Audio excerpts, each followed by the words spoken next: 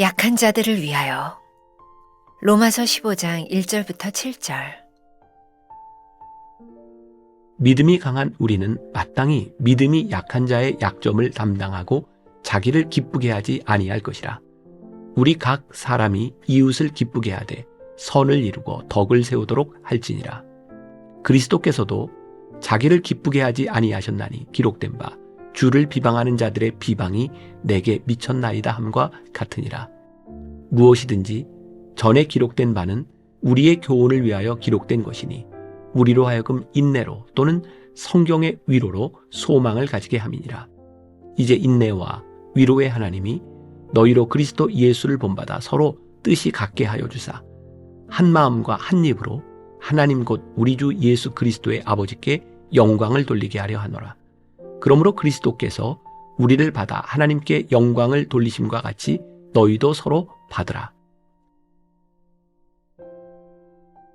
하나님 앞에 누군가를 위해 기도하는 사람에게는 소망이 있습니다.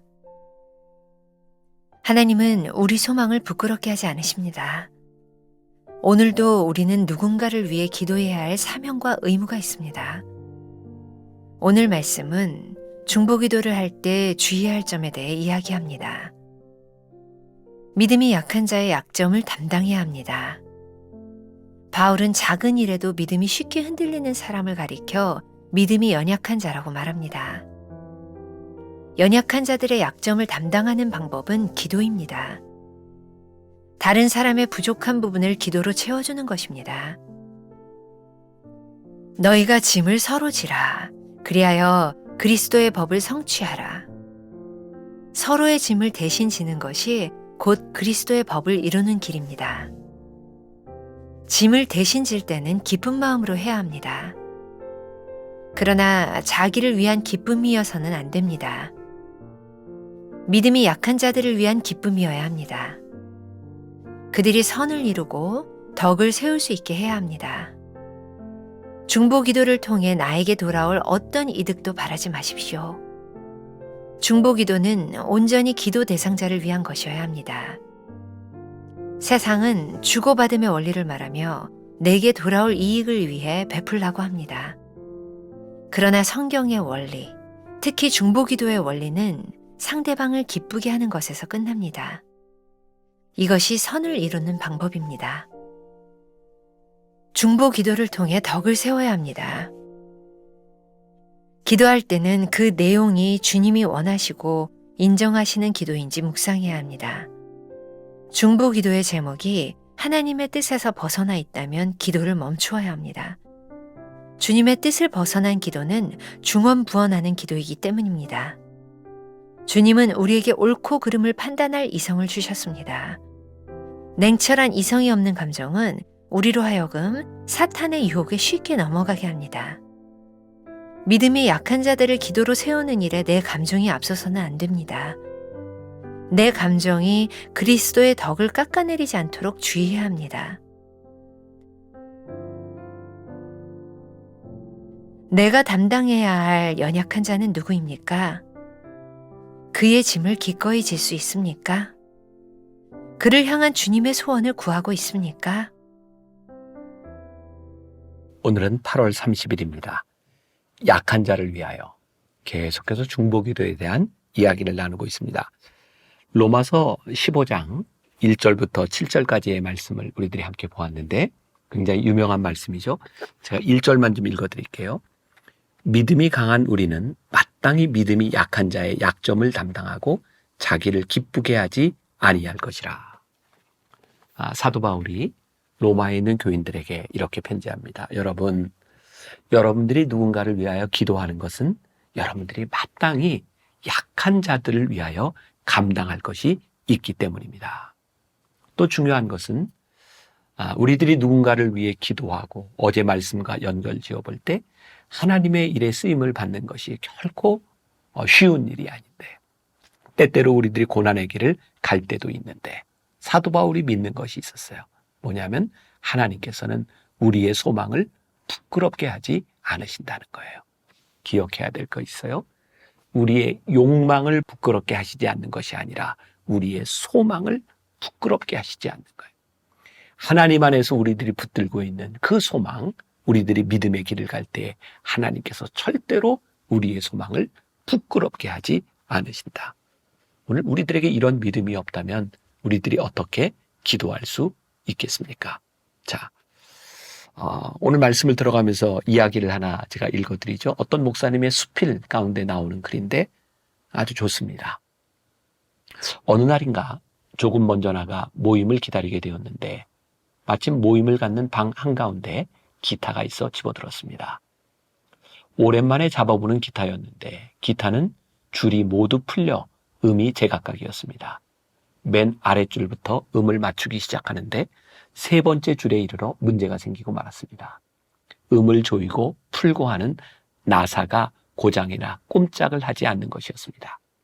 아무리 힘을 주어도 나사는 요지부동 꼼짝을 하지 않습니다. 더 이상 기타줄을 맞출 길이 없어 기타를 내려놓을 수밖에 없었습니다. 그러나 잠시 후 나는 기타를 다시 집어들었습니다. 그리고 다시 음을 맞춰 나가기 시작했습니다. 이번에는 맨 아랫줄 음을 기준으로 삼지 않고 나사가 고장나 풀 수도 조일 수도 없는 세 번째 줄을 기준으로 삼았습니다. 음이 전체적으로 낮아지긴 했지만 그래도 기타 음을 모두 조율할 수가 있었습니다. 낮은 기타 음에 맞춰 노래를 부르니 그건 그것대로 좋았습니다. 낮은 음의 기타를 치며 노래를 부를 때 문득 마음속에 지나가는 생각이 있었습니다. 우리네 삶이 아름다운 화음을 이루느냐 못 이루느냐 하는 것은 무엇을 기준으로 삼느냐에 달려있다는 생각 말입니다. 많은 것들을 생각하게 만들었어요. 그리고 오늘 우리가 읽었던 본문 말씀 가운데 믿음이 약한 자의 약점을 감당해야 된다라고 하는 말씀과도 연결이 되었어요. 우리들이 누군가와 함께 연합하지 못하고 특히 약한 자들을 위하여 우리들이 어떤 태도를 취하느냐에 있어서 굉장히 중요한 기준이 되는 것인데 우리는 늘 나를 기준으로 삼을 때가 있어요. 아니, 내가 아니더라도 우리들이 생각하고 있는 기준점이 있는 거죠. 근데 그것을 맞추려는 게 참 쉽지 않아요. 그런데 오늘 굉장히 중요한 우리 신앙의 진리를 말씀하고 있는데 여러분들이 감당해야 될 약한 자들의 약점을 여러분들이 감당하려고 노력해 보십시오. 다른 말로 이야기한다면 그를 이렇게 끌어올리려고 생각하지 말고 여러분들이 한번 그곳에 가 서 보십시오.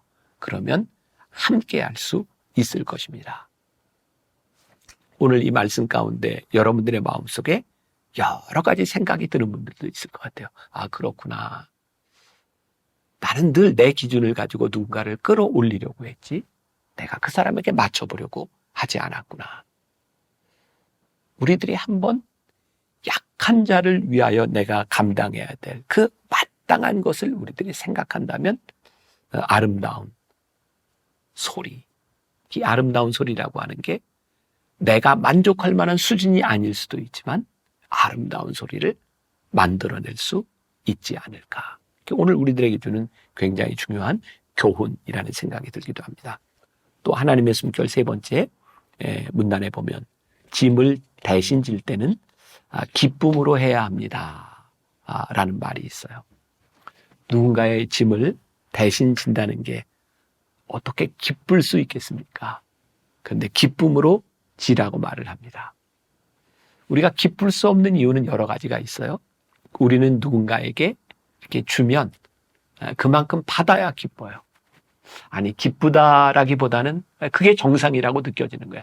내가 이만큼 노력했으니 이만큼의 결과물들이 나와줘야 내가 일하고 내가 사역하고 내가 노력한 것에 대한 보람이 있어요. 사실 우리들에게 기쁨이라고 하는 것은 보람이 아닐까요? 농부가 씨를 뿌리고 열심히 일하는 이유는 가을에 열매를 거둘 수 있기 때문에 그렇게 열심히 일하는 것이 아닐까요? 그러니까 약한 자들을 위하여 우리들이 마땅히 담당해야 될 그 짐, 우리들이 그 사역을 하는데 정말 힘든 것이 뭐냐면 우리들이 원하는 기쁨을 가지지 못할 때인 거예요. 제가 저자가 갑자기 생각이 안 나는데 이 give and taker라고 하는 말로 제가 우리 교역자들에게 이렇게 강의를 했던 적도 있는데 세상 사람들을 세 분류로 나눠요. 하나는 giver, 주는 사람이 있고 또 한 사람은 taker, 취하는 사람이 있고 보통 대부분의 경우는 give and taker예요. 내가 준 만큼 받는 거죠. 사실 내가 준 만큼 받으면 우리 인생에 별로 불만이 없어요.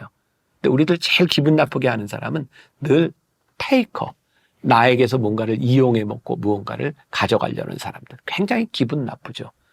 그리고 우리들이 알고서도 그런 일을 당할 때가 있고 또 내가 그리스도인이기 때문에 알면서도 그런 억울한 일을 당할 때도 있어요. 근데 그 책에 보면 이 세상에 성공적인 인생을 살아가는 사람들의 대부분은 기버라는 거예요. 사람들은 이 기버를 보면 바보라고 생각해요. 왜 인생을 저렇게 살아? 착하기는 한데 저렇게 해서 인생을 살 수 있겠어? 기버는 그냥 주는 사람이에요. 근데 놀랍게도 이 세상을 바꾸고 움직인 사람들은 대부분이 기버였다는 거예요. 바보 같은지 모르지만 그냥 주었던 사람들을 통해서 이 인생은 변화와 역사가 일어나는 거죠. 하나님께서 독생자 예수님을 우리들에게 주셨을 때 하나님은 그냥 주셨어요. 내가 이만큼 주었으니 내가 너희에게서 이만큼을 받아야겠다 말씀하신 것이 아니라 주셨어요. 그것이 우리들에게 주신 은혜였고 우리들에게 베푸신 구원이었어요. 하나님을 믿는 우리들에게 하나님이 우리들에게 말씀하시는 거예요. 너희도 기버가 되어라. 너희들도 그렇게 주는 사람이 되어라. 만일 우리들이 중보기도를 하면서 누군가를 위해 기도한다고 하면서 우리들이 give and taker, 내가 기도한 만큼 뭔가를 테이크해야 된다고 생각한다면 우리는 기도를 잘못하고 있는 거죠. 그래서 마지막 문단에 중보기도를 통해 우리들이 덕을 세워야 됩니다 라고 말을 했는데 여기에서 덕을 세운다고 하는 것은 저는 그렇게 해석해요. 기버가 되십시오. 내가 이만큼 했으니 이만큼 얻는 사람? 그런 사람이 아니라 그냥 기버가 되십시오. 그러면 하나님께서 이 기도를 통하여 덕을 세우실 겁니다.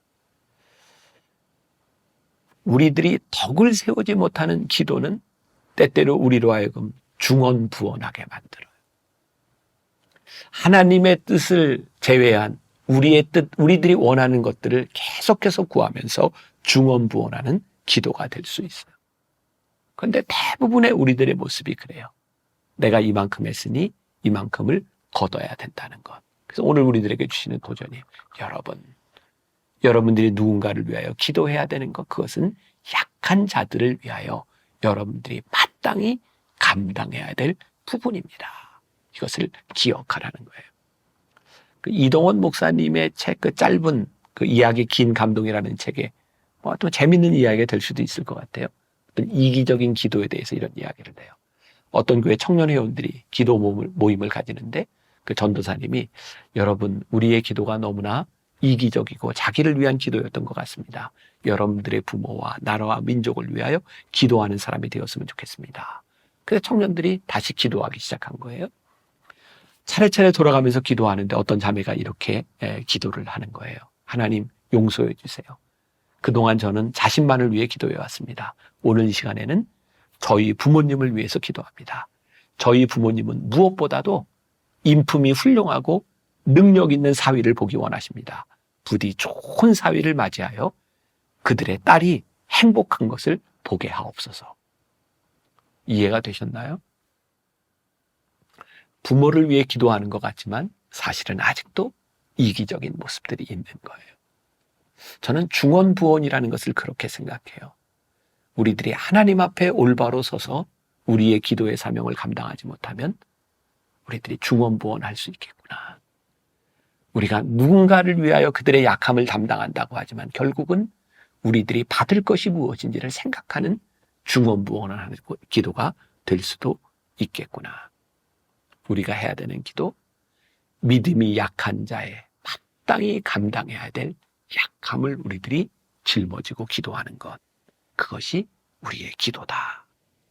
이 말씀을 생각하며 오늘 하나님 앞에 복된 기도를 열어가는 여러분들이 되시기를 주님의 이름으로 간절히 축원합니다.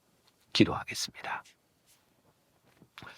오늘 우리들이 마땅히 감당해야 될 기도에 대하여 말씀해 주시고 있습니다. 우리가 해야 될 기도는 무엇일까요? 어떤 기도를 해야 될까요? 결국 우리의 마음 가운데는 기도하면서 내가 얻어야 될 것, 나의 만족을 추구하고 있는 것은 아닌지 오늘 말씀을 기억하며 그저 하나님 앞에 기버가 될 수 있는 사람, 약한 자를 위하여 기도할 수 있는 사람, 그 기도가 살아 역사하는 하루가 되게 하여 주옵소서. 예수님의 이름으로 기도했습니다. 아멘.